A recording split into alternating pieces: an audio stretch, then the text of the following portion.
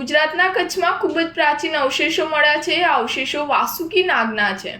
આ વિશ્વનો સૌથી મોટો નાગ હતો। આનાથી મોટો કોઈ એનાકોન્ડા પણ નથી।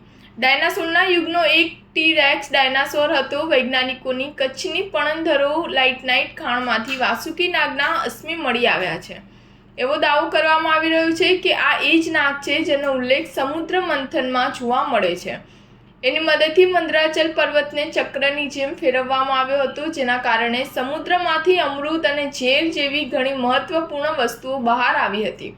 વૈજ્ઞાનિકોએ આ ખાણમાંથી વાસુકી નાગના કરોડરજ્જુના 27 ભાગને રિકવર કર્યા છે।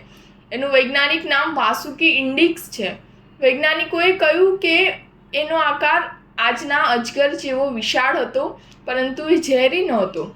સાયન્ટિફિક રિપોર્ટ્સ જનરલમાં પ્રકાશિત થયેલા અભ્યાસ અનુસાર આઈઆઈટી રૂરકીના પેલેઓન્ટોલોજિસ્ટ દેવજીત દત્તાએ કહ્યું હતું કે એનું કદ સૂચવે છે કે વાસુકી નાગ હતો ધીમી ગતિનો ખતરનાક શિકારી હતો।